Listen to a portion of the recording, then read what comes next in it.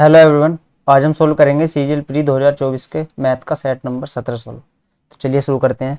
पहला क्वेश्चन क्या है, देखिए इसमें study the following table and answer the question that follows. Expenditure of A company per annum over different heads in the given years. ये expenditure दिया हुआ है हमें। देखिए क्या पूछा है हमसे पूछा है दी गई अवधि के दौरान कंपनी द्वारा भुगतान की गई बोनस की कुल राशि, इस अवधि के दौरान भुगतान की गई वेतन की कुल राशि का लगभग कितने प्रतिशत है। तो बोनस की कुल राशि वेतन की कुल राशि का कितने प्रतिशत है ये हमसे पूछा है।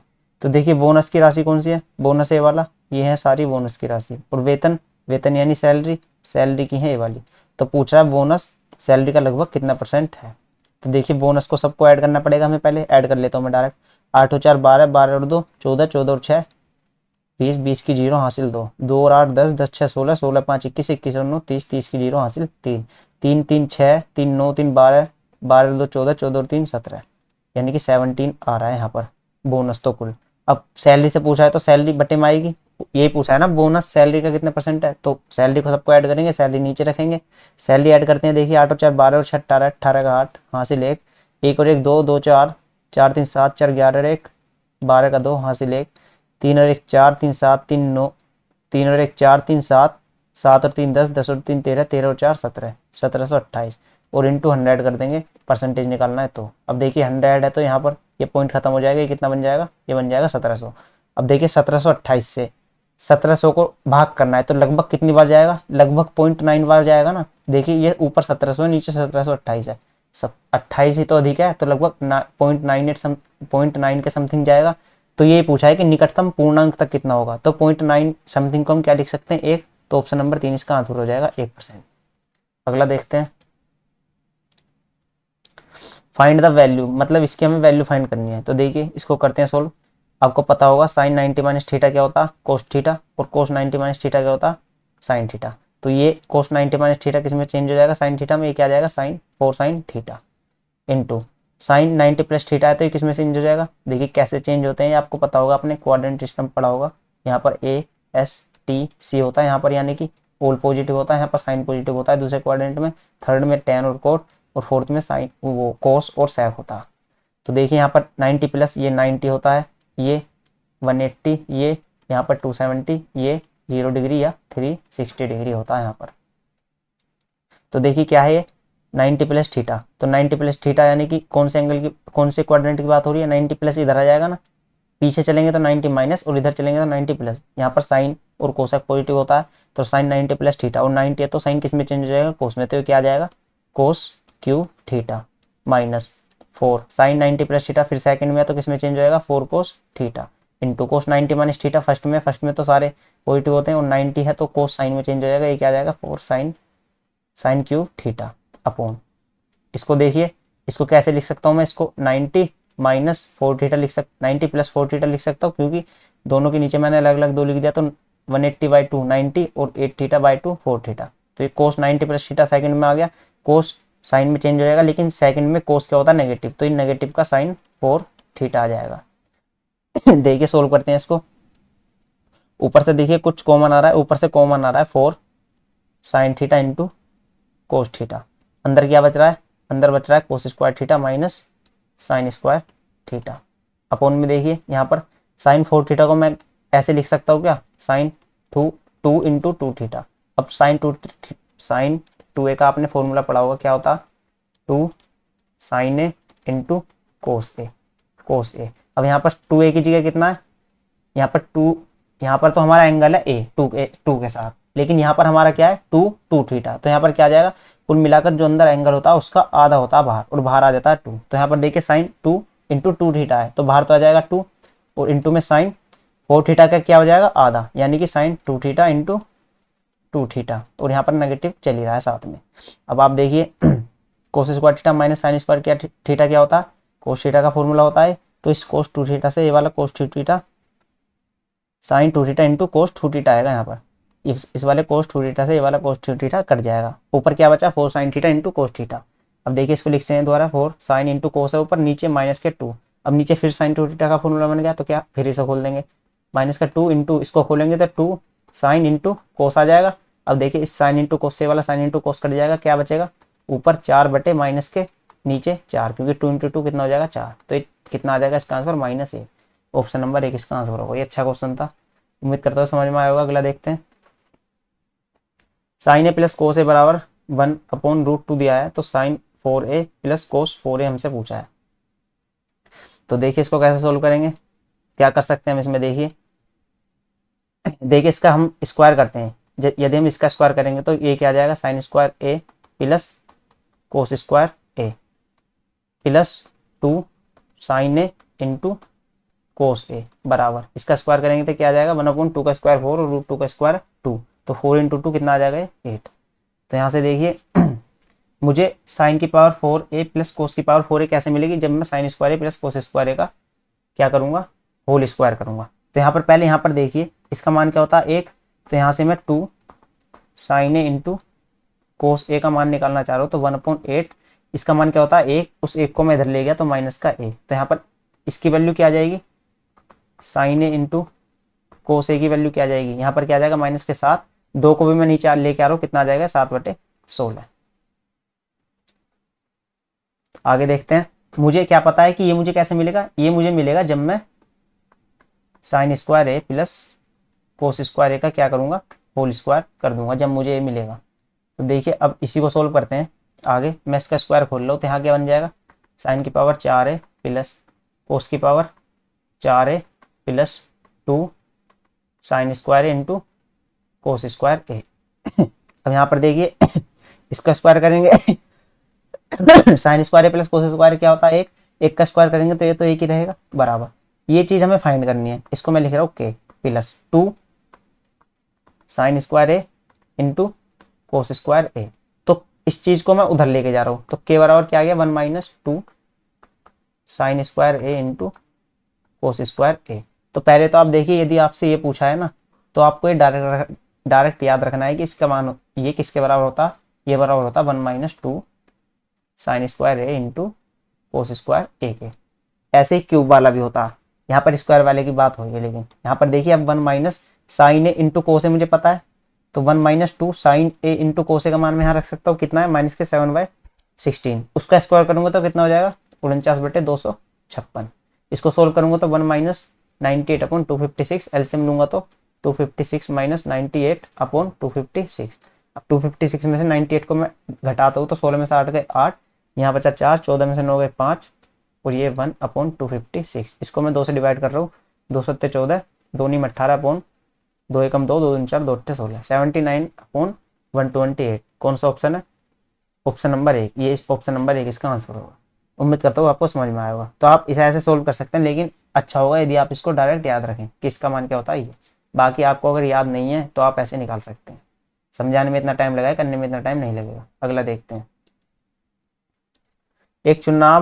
दो उम्मीदवार एक चुनाव में लड़ते हैं।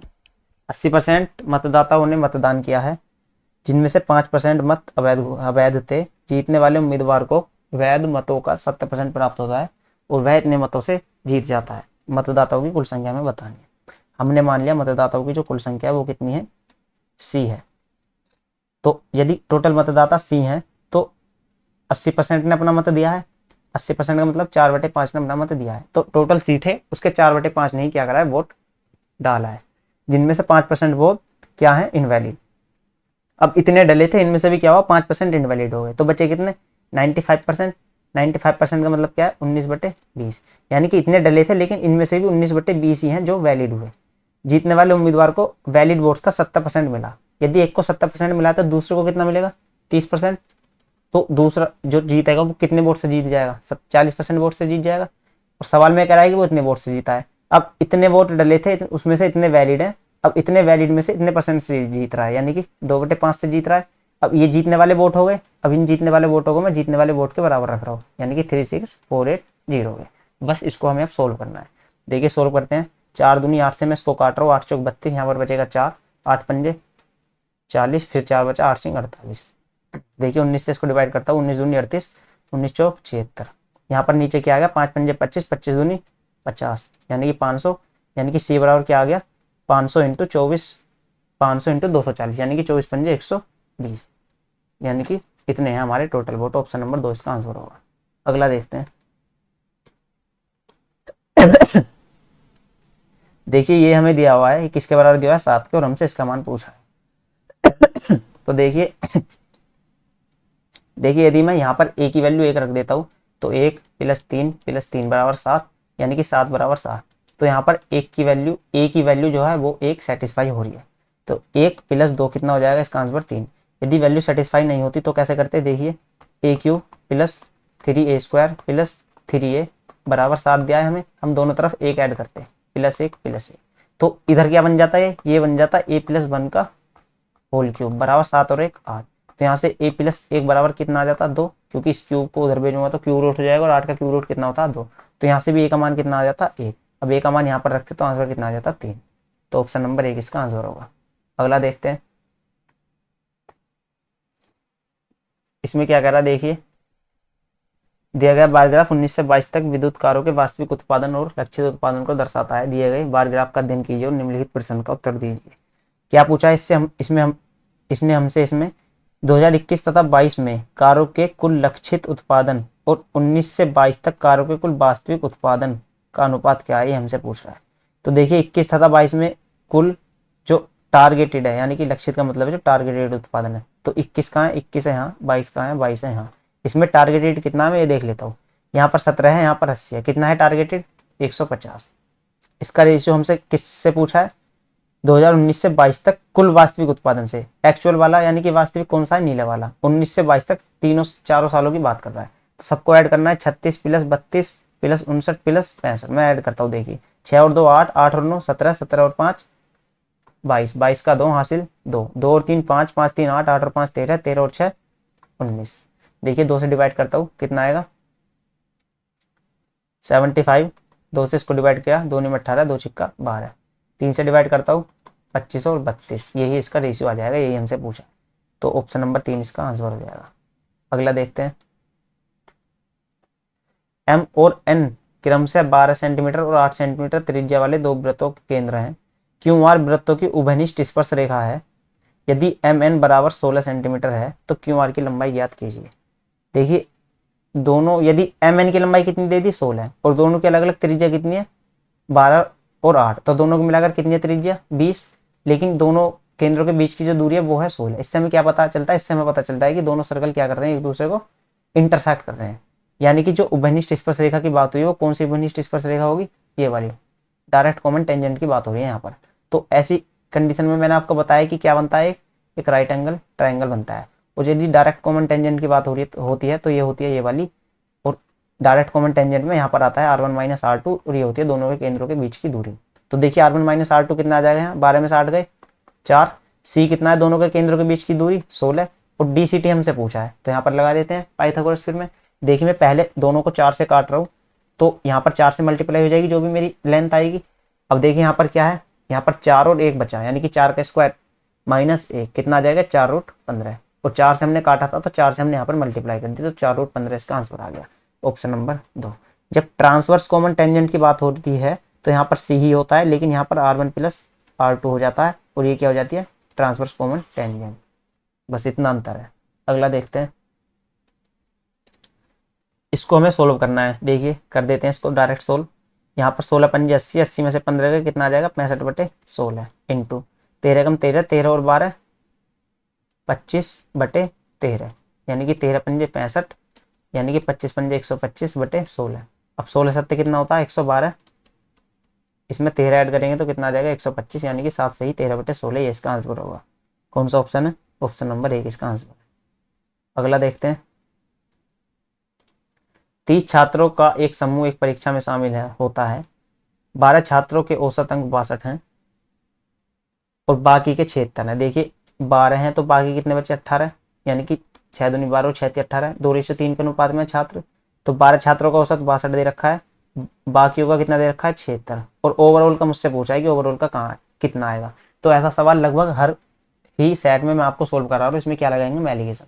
अब देखिए जो रेशियो यहाँ है वही रेशियो यहाँ होगा 2:3 का, और इन दोनों के बीच का जो गैप है वो 2:3 में ही हमें डिवाइड करना है। तो कितना गैप है इनके बीच, देखिए 14 का गैप है, यानी कि 2 + 3 5, 5 की वैल्यू कितनी है 14, 1 की वैल्यू कितनी आ जाएगी 2.8 1 की वैल्यू 2.8 आ गई, तो 2 की 28 दूनी 56 5.6, और इसकी कितनी आ जाती है 8.4। अब देखिए 62 से बड़ा होगा और 76 से छोटा होगा, तो या तो 76 में से 5.6 घटा दीजिए या 62 में 8.4 ऐड कर दीजिए। तो 62 में 8.4 ऐड करूंगा तो कितना आ जाएगा 70.4। अब देखिए बीच वाली संख्या एक से छोटी और एक से बड़ी है, 62 से बड़ी है, 76 से छोटी है, यानी कि हमने सवाल सही किया है। ऑप्शन नंबर 4 इसका आंसर होगा। अगला देखते हैं। ए बी और सी डी केंद्र ओ वाले एक वृत्त में खींची गई दो समांतर जीवाएं हैं। देखिए एक सर्कल की बात हो रही है और दो ए बी और सी डी दो एक वृत्त में खींची गई तो समांतर जीवाएं हैं। दोनों जीवाओं के बीच की दूरी 21 सेंटीमीटर है। तो देखिए दो जीवाएं खींची हैं इसमें, ए बी और सी डी। मैं भी खींच लेता हूँ ए बी, यहाँ पर मैंने मान ली कौन सी है सी डी। दोनों जीवाओं के बीच की दूरी दे दी हमें 21 सेंटीमीटर। यदि ए बी और सी डी की लंबाई क्रम से 24 और 18 है, यानी कि इसकी 24 है और इसकी कितनी है 18 है, तो वृत्तों की त्रिज्या कितनी है? ये वृत्त की त्रिज्या हमसे पूछी है। यहाँ पर कहीं सेंटर होगा, तो यदि इस पॉइंट से मैं इसको मिला दूँ तो ये क्या होगी आर। ऐसी में यदि इससे इसको मिला दूँ तो ये क्या होगी आर। अब देखिए यहाँ पर मैं एक ये खींच देता हूँ दोनों के बीच की दूरी, यानी कि यहाँ पर क्या बनेगा 90 डिग्री एंगल। दोनों के बीच की दूरी मुझे पता है कितनी है 21 है। अब देखिए ये कितना है 24 और 18 है, ये 24 है। यदि 24 है तो यहाँ पर ये दोनों बराबर भागों में डिवाइड हो जाएगी, यानी कि ये भी 12 और ये भी 12। ऐसी ये कितनी हो जाएगी 9 और 12। अब देखिए यहाँ पर राइट एंगल ट्रायंगल बनना है तो कहीं ना कहीं पाइथागोरस फिर में लगेगी। अब देखिए 9 12 15 का मुझे वो पता है क्या ट्रिपलेट, तो यहाँ पर 12 है, 9 12 15 के ट्रिपलेट होता है ना, 15 बड़ी भुजा होती है और 9 और 12 में से एक एक होती है। यहाँ पर 12 ये है, यदि मैं r को 15 मान लूँ तो ये वाली कितनी हो जाएगी 9। ऐसे यहाँ पर देखिए यहाँ पर ये 9 दी है, लेकिन r तो यहाँ पर फिक्स है 15 ही होगा क्योंकि बड़ी भुजा ही होती है 15, तो ये कितनी हो जाएगी 12। अब देखिए 12 और 9 मिलाकर कितना आ रहा है 21, और 21 ही दोनों के बीच की दूरी दी थी, यानी कि हमने सही माना है। तो r कितना है हमारा 15। ऑप्शन नंबर 1 इसका आंसर होगा। नहीं तो आप इसमें वैसे इसे सोल्व कर सकते हैं r मान के। अगला देखते हैं।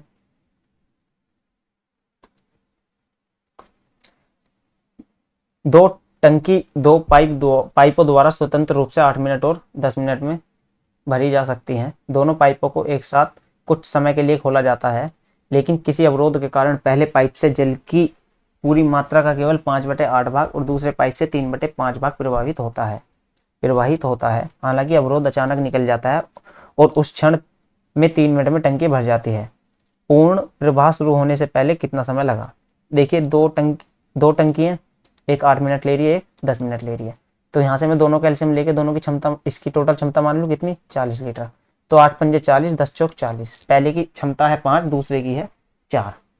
अब क्या हुआ, किसी अवरोध के कारण पहले पाइप से जल की पूरी मात्रा का केवल 5/8 भाग और दूसरे पाइप से 3/5 भाग प्रवाहित होता है।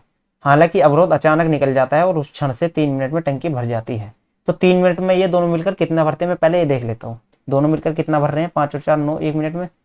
तो 3 मिनट में कितना भरते हैं 9 और 3 9 तिया 27, यानी कि 40 में से 27 भर दिया उसमें उन्होंने एंड में जब अवरोध हट गया। तो बचा कितना 13 बचा है।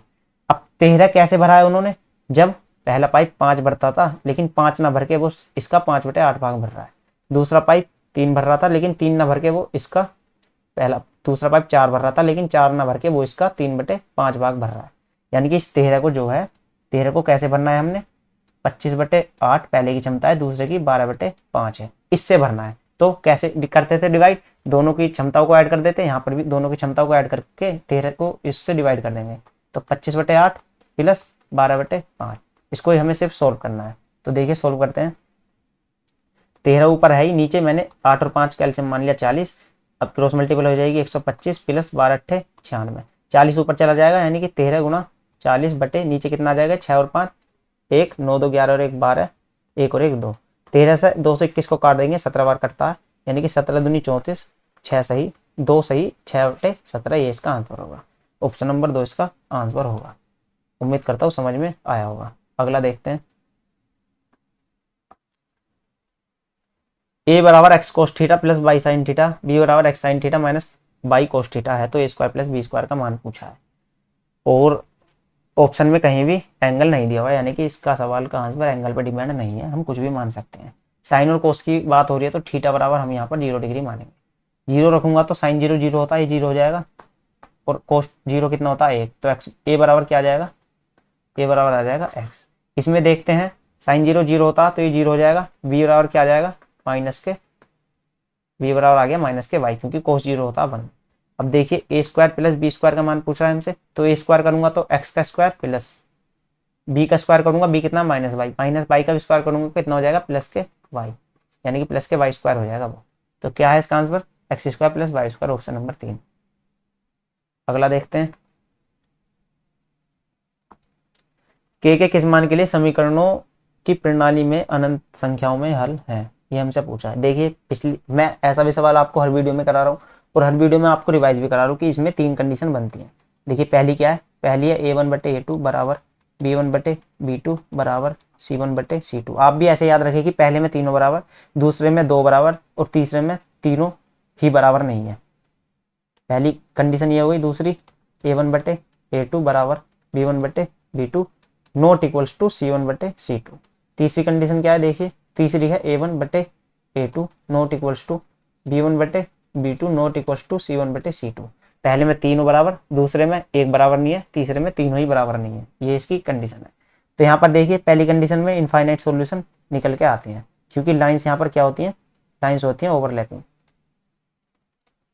जैसे एक लाइन ये है, दूसरी लाइन सेम टू सेम इसी लेंथ की इसके ऊपर होगी ऐसे, तो आप देखेंगे इनफाइनाइट पॉइंट्स पे कट नहीं कर रही है यहाँ पर, तो इनफाइनाइट पॉइंट्स पे कटर कर रही है, इसलिए इसके इनफाइनाइट सॉल्यूशन है। क्योंकि जब भी लाइंस की बात होती है और उनके सॉल्यूशन की बात हो रही है, तो जहाँ पर जैसे यहाँ पर ये 2 लाइन एक पॉइंट पे टच कर रही है तो ये इसका सॉल्यूशन है। दूसरी इसमें क्या है, यहाँ पर कोई सॉल्यूशन नहीं निकल के आता, यानी कि यहाँ पर नो सॉल्यूशन, क्योंकि लाइंस क्या है, यहाँ पर लाइंस है यहाँ पर पैरेलल। जैसे एक लाइन ये है, दूसरी लाइन ये है, दोनों लाइन पैरेलल हो गई, तो आप इनको कितना भी आगे या कितना भी पीछे बढ़ा लीजिए, क्या है कभी भी काटेंगे नहीं, काटेंगे क्योंकि एक दूसरे के पैरेलल है। तीसरी क्या है, यहाँ पर एक सॉल्यूशन आता है, 1 सॉल्यूशन, क्योंकि यहाँ पर लाइंस क्या होती हैं, लाइंस यहाँ पर इंटरसेक्ट करती हैं, इंटरसेक्टिंग होती है यहाँ पर लाइंस। जैसे एक रेखा ये है, एक रेखा ये है, यहाँ पर कट कर दिया तो यहाँ पर सॉल्यूशन इसका हमें मिल जाएगा। तो यहाँ पर क्या करा, अनंत संख्या में हल हो तो इनफाइनाइट सॉल्यूशन कहाँ मिल रहे हैं हमें, पहली कंडीशन में, यानी कि पहली वाली कंडीशन हमें लगानी है, यानी कि a1/a2 बराबर b1/b2 बराबर c1/c2। a1 क्या होता, पहली इक्वेशन में x के साथ वाला वेरिएबल कितना है 4/a2, दूसरी इक्वेशन में x के साथ वाला वेरिएबल कितना है 4/5 बराबर b1, पहली इक्वेशन में y के साथ वाला वेरिएबल कितना है 12, और b2 दूसरी इक्वेशन में y के साथ वाला वेरिएबल कितना है k। तो k का मान बताना है हमें, k का मान तो हमारा यहीं से निकल जाएगा, निकाल देते हैं। 4 तिया 12, तो k कितना आ जाएगा 5 तिया 15, ये इसका आंसर है ऑप्शन नंबर 4। इसकी हमें जरूरत ही नहीं पड़ी क्योंकि हमारा आंसर इससे आ गया, बाकी आप इसे भी लिख सकते थे, आंसर उससे भी यही आएगा। आगे देखते हैं, एक मोटर बोट को धारा के अनुकूल जाने में 18 घंटे लगते हैं तथा समान दूरी पर वापस आने में 36 घंटे लगते हैं। स्थिर जल में नाव की गति तथा धारा की गति का अनुपात ज्ञात कीजिए। देखिए एक मोटर बोट को धारा के अनुकूल, यानी कि डी इक्वल्स टू क्या होता है st। देखिए डिस्टेंस सेम है, क्योंकि जितनी अनुकूल जा रही है उतनी ही वापस आ रही है। समान दूरी को देखिए सवाल में मेंशन कर रखा है समान दूरी, यानी कि डिस्टेंस क्या है सेम। अब डिस्टेंस यदि फिक्स हो गई तो इनका रेशियो क्या होगा, इनवर्स। तो यहाँ पर किसका रेशियो है मेरे पास, टाइम का क्या रेशियो है 18 रेशियो 36। ये कौन सा टाइम है, जब x प्लस वाई से जा रहा था, क्योंकि ये अनुकूल वाला टाइम है। और ये क्या है x माइनस वाई की स्पीड से जाने वाला टाइम, क्योंकि ये क्या है समान दूरी वापस आने में, वापस आता है तो विपरीत दिशा में ही आएगा। तो यहाँ से स्पीड का रेशियो क्या हो जाएगा उल्टा, यानी कि 36 रेशियो 18, यानी कि 2 रेशियो 1 स्पीड का रेशियो आ गया। अब ये वाली कौन सी स्पीड है x प्लस वाई, ये वाली x माइनस वाई। क्या पूछा है मुझसे, नाव की गति तथा धारा की गति। नाव की गति कौन सी होती है इसमें से x, वो धारा की गति y। तो यहाँ पर देखिए x प्लस वाई बटे x माइनस वाई कितना है मेरे पास 2/1। तो यहाँ पर CND लगा देते हैं, तो यहाँ पर x बटे वाई कितना आ जाएगा 2 और 1 3, और नीचे 2 में से 1 गया है, तो 3 रेशियो 1 इसका आंसर होगा ऑप्शन नंबर ए। उम्मीद करता हूँ समझ में आया होगा। अगला देखते हैं, समकोण त्रिभुज ABC में C पे 90 है। एक समकोण त्रिभुज बना देता हूँ मैं ABC। इस पॉइंट को C नाम इसीलिए दिया है क्योंकि सवाल में मेंशन कर दिया है एंगल C बराबर कितना है 90 डिग्री। CM AB पर लंब है, CM AB पर लंब है, यानी कि यहाँ से एक लाइन खींची गई है MCM, ये कितना है यहाँ पर 90 डिग्री पर लंब है। इस पर AB बराबर कितना दे रखा है 18, यानी कि ये पूरी लेंथ कितनी दी है 18, और BM कितना है 6, BM कितना है 6, तो ये कितनी बची 12। तो CM की लंबाई हमसे पूछिए। देखिए राइट एंगल ट्राइंगल है, तो यहाँ पर 3-4 सिचुएशन होती हैं जो आपको याद रखनी होती हैं। देखिए CM क्या होता है, CM होता है जब हम C से M पर उतरेंगे तो AM इंटू MB, ये इसका आंसर हो जाएगा, यानी कि सी एम बराबर क्या होता, सी एम का स्क्वायर बराबर होता है A M into M B, या आप इसको ऐसे लिखिए कि M A into M B. मैंने ऐसा क्यों लिखवाया अभी मैं बताऊंगा आपको, याद रखने में आसानी होगी। सी एम स्क्वायर बराबर एम ए कितना है 12, 12 गुणा 6 बराबर 72, इसका अंडर रूट करेंगे तो कितना आ जाएगा 72 को लिख सकता हूँ मैं 36 गुणा 2, उसका अंडर रूट करूंगा तो 36 का बाहर आ जाएगा 6 और रूट में 2, तो इसका आंसर तो हो गया 6√2। कौन सा ऑप्शन, ऑप्शन नंबर 1। अब आप देखें यहाँ पर 3-4 सिचुएशन बनती हैं, आपको वो सारी सिचुएशन याद रख लेनी है। देखिए पहली क्या है, पहली तो ये होगी कि सी से हम एम पर गए। देखिए आप देखिए 3 वर्टेक्स दिख रहे हैं आपको इसके, ए सी और बी। तो सी से आप एम पर गए तो सी एम स्क्वायर बराबर, आप एम पॉइंट पर खड़े हैं, अब इसी एम पॉइंट से एक बार ए तक जाइए एक बार बी तक जाइए, तो सी एम स्क्वायर बराबर M A into M B. एक सिचुएशन ये हो गई। दूसरी, अब आप ए पर आइए, देखिए अब आप सी से एम पर उतरे, अब सी से आप ए पर आइए, यहाँ पर देखिए सी ए स्क्वायर क्या हो जाएगा, आप ए पर उतरे हैं, अब ए से पहले एम पर जाइए, अब ए से बी पर जाइए, यानी कि जिस पॉइंट पर हम उतर रहे हैं उस पॉइंट से हमें दोनों पॉइंटों पर जाना है, बाकी बचे हुए A M into A B. अब तीसरी सिचुएशन क्या है, देखिए सी से ए पर भी उतर गए एम पर भी उतर गए, अब सी से बी पर उतरते हैं, यानी कि सी बी स्क्वायर क्या हो जाएगा, अब बी पर उतरे हैं तो यहाँ से पहले बी से एम जाएंगे, यानी कि बी एम इंटू, अब बी से ए जाएंगे यानी कि इंटू बी ए।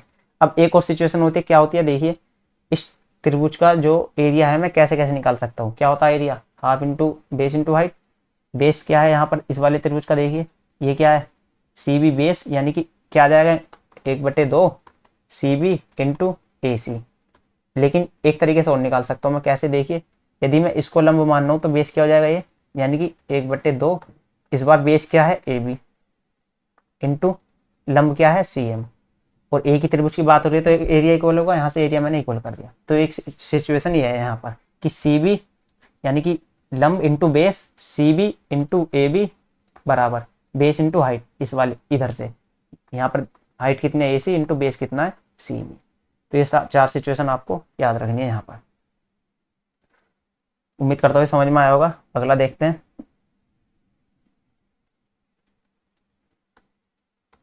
एक्स का वह न्यूनतम मान ज्ञात कीजिए जिसके लिए यह संख्या 9 से विभाज्य है। 9 से कटना है तो संख्या को सम ऑफ डिजिट 9 से कटना चाहिए, यानी कि जिन जिन संख्याओं को जोड़कर 9 बनता जाएगा उन संख्याओं को मैं काटता जाऊंगा। देखिए 7 और 5 12, 12 और 6 18, 18 9 से कट जाएगा तो मैंने एक काट दिया। अब क्या क्या बचा मेरे पास, 7 और 1 8, यानी कि 8 प्लस एक्स। अब न्यूनतम मान पूछ रहा है तो मैं 8 में क्या जोड़ूँ जो 9 से कट जाए, तो 1 जोड़ूंगा तो 9 बन जाएगा, यानी कि न्यूनतम मान क्या है 1। अब यहाँ पर मैं 0 अगर ऐड करूँ तो ये 8 ही रह जाएगा, क्या 8 9 से कटेगा नहीं, तो इसलिए 0 इसका आंसर नहीं होगा, ऑप्शन नंबर 1 इसका आंसर होगा। अगला देखते हैं। समचतुर्भुज पी क्यू आर एस में ओ कोई आंतरिक बिंदु है जिससे ओ पी बराबर ओ आर है, तो एंगल एस ओ क्यू का डिग्री में माप हमें बताना है कितना मान होगा।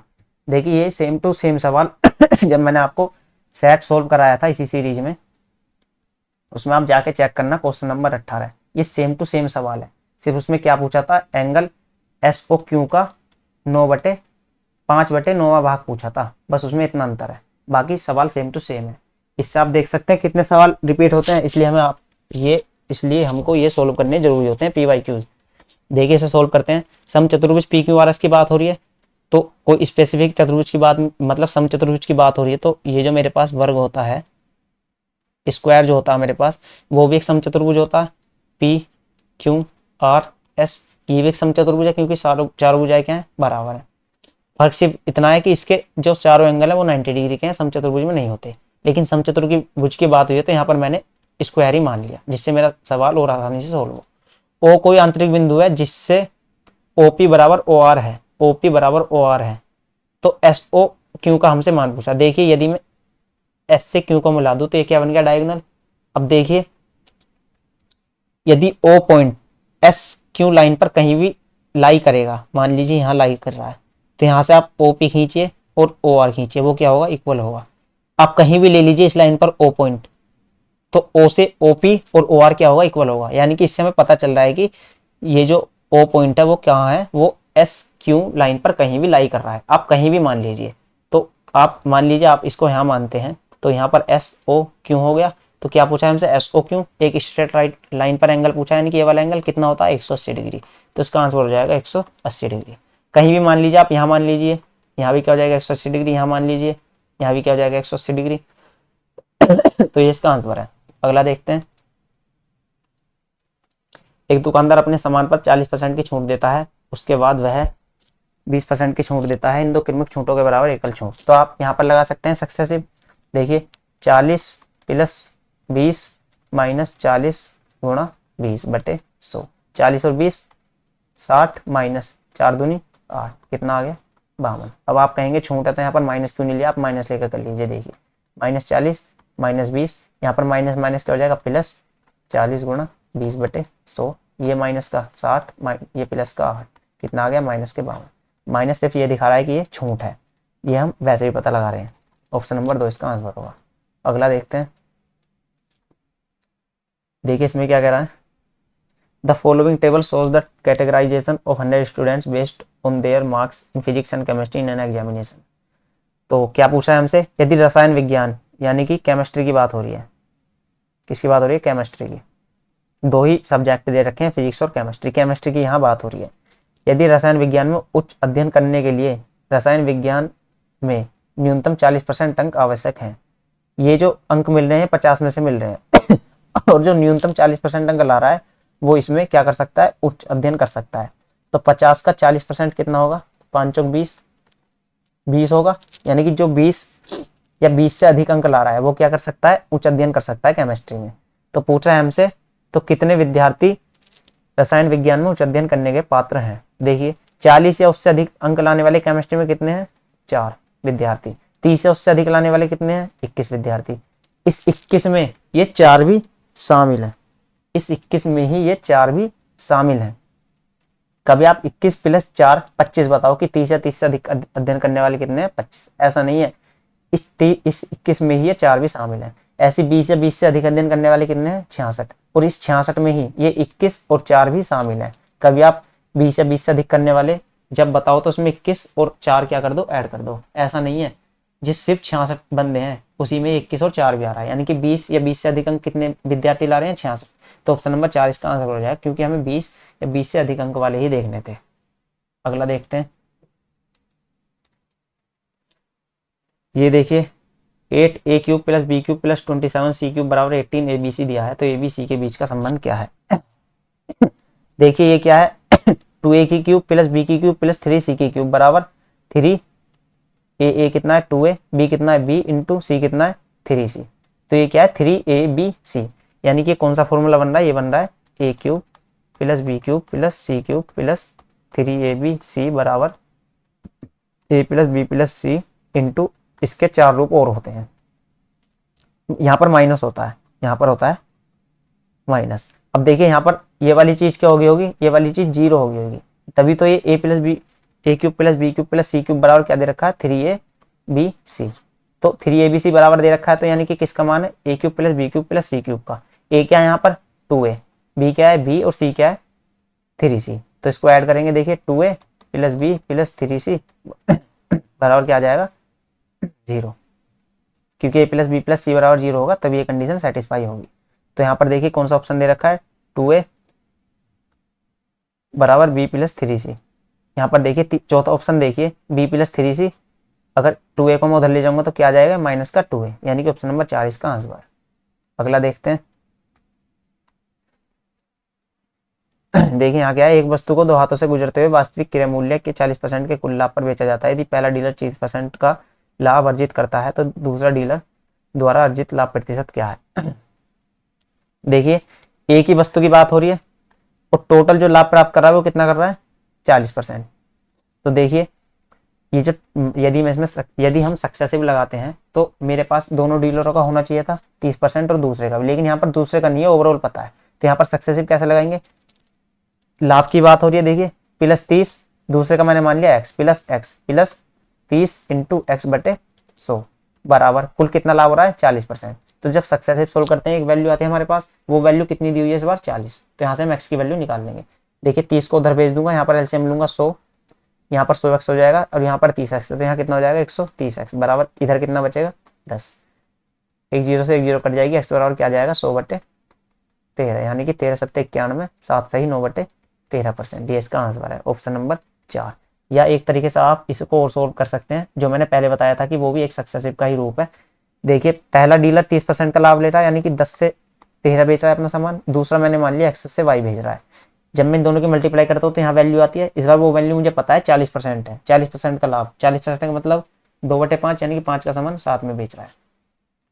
अब आप देखिए जब इन दोनों की मल्टीप्लाई करता हूँ मैं तो मेरे पास ये वैल्यू प्राप्त होती है, यानी कि यदि मैं 10 इंटू एक्स बराबर 5 रखूंगा तो एक्स क्या आ जाएगा, यहाँ से एक्स आ जाएगा 5/10 और वाई क्या आ जाएगा 7/13, यानी कि 5 दूनी 10, यानी कि 13/14। कितने का लाभ है, एक का, कितने पर 13 पर इंटू 100। तो यही वाली वैल्यू यहाँ से आ जाएगी।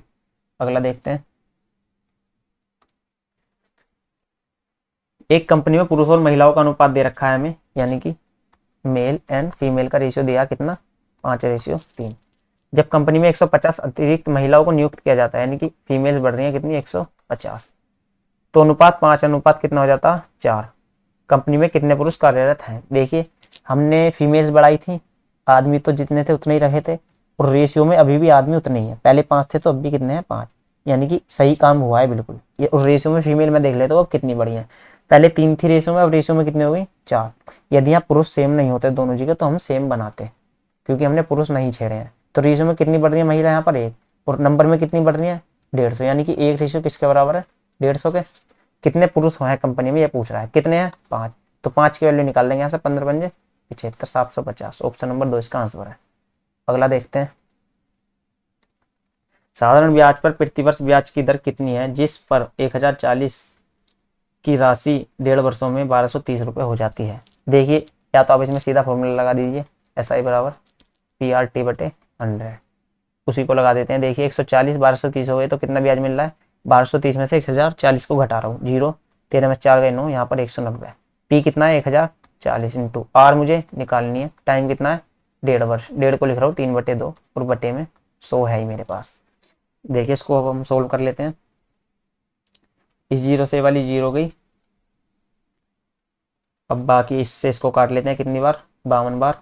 यहाँ से आर निकालते हैं, देखिए कितना आएगा 19 × 100/52 × 3। देखिए 4 से इसको काटते हैं, 4 से इसको काटेंगे कितनी बार 13 बार, 4 से इसको काटेंगे 25 बार। ऊपर में मल्टीप्लाई करता हूँ, 25 निम्मा 225 हासिल 22, 25 से कम 25, 25 और 22 37/13 × 39। देखिए इससे इसको डिवाइड करेंगे तो कर लेते हैं, देखिए डिवाइड, शायद हमने मल्टीप्लाई गलत की है, मैं दोबारा करता हूँ। 25 निम्मा 200, 25 का 5 का हासिल को 22, 25 से कम 25, 25 और 22 कितना हो जाएगा 47, यानी कि ये कितना आएगा 475, ना कि 375। इससे इसको डिवाइड करेंगे तो देखिए कितनी बार जाएगा 39 से मैं इसको डिवाइड कर लेता हूँ, एक बार देख लेता हूँ। 39 से कम 39, 7 17 में से 9 गए, 17 में से 9 गए 8, यहाँ पर कितना है 5, और 39 दूनी 78, यानी कि 12 सही समथिंग आएगा, 39 दूनी 78, यानी कि कितनी बार जा रहा है 12 सही 7/39 बार। कौन सा ऑप्शन है, ऑप्शन नंबर 3 इसका आंसर है। अगला देखते हैं।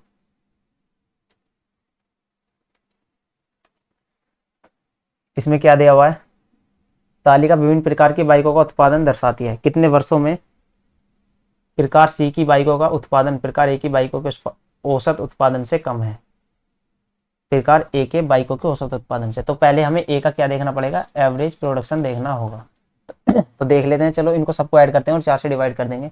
7 और 4 11, 11 और 1 12, 12 का 2 हासिल 1, 5 और 1 6, 6 और 9 15, 15 और 7 22, 22 और 9 31 हासिल 3, 3 और 1 4, 4 और 1 5, 5 2 7, 7 2 9, 912/4, यानी कि एवरेज प्रोडक्शन कितना है ए का, मैं देख लेता हूँ यहाँ से। 4 दूनी 8, 4 दूनी 8, 4 अट्ठे 32, 4 दूनी 8, 1 बचा 11, 4 दूनी 8, 3 बचा 4 अट्ठे 32। अब क्या कह रहा है, प्रकार सी की बाइकों का उत्पादन ए के औसत उत्पादन से कम है कितने वर्षों में। तो सी कौन सा है ये, तो 228 से एक तो ये ज़्यादा है, 227 कम है, 213 कम है, ये भी ज़्यादा है, यानी कि 2 वर्षों में कम है। तो ऑप्शन नंबर 4 2 इसका आंसर हो जाएगा, एम से पूछा है। अगला देखते हैं, आज का लास्ट क्वेश्चन होगा। यदि एक बेलन की ऊंचाई और व्यास 12 सेंटीमीटर और 28 सेंटीमीटर है तो कुल पृष्ठीय क्षेत्रफल और वक्र पृष्ठीय क्षेत्रफल का अनुपात। तो देखिए टोटल सरफेस एरिया क्या होता है 2πr into R plus H. इसका रेशियो पूछा है हमें किससे, वक्र पृष्ठ क्षेत्रफल से, वो क्या होता है यानी कि कर्व सरफेस एरिया 2πr/h। देखिए 2πr से 2πr कट गया, क्या बचा r प्लस एच बटे एच, यानी कि इन दोनों का ही रेशियो हमें सिर्फ बताना है। r कितना है, r है 14, क्योंकि ये दिया हुआ है हमें व्यास d इतना है, तो r कितना हो जाएगा 14, यानी कि 14 प्लस 12 बटे 12, 14 और 12 कितना हो गया 26 बटे 12, यानी कि 13/6। ये इसका आंसर है, ऑप्शन नंबर 3 इसका आंसर होगा। तो उम्मीद करता हूँ आपको समझ में आया होगा। मिलते हैं अगली वीडियो में। Thank you for watching.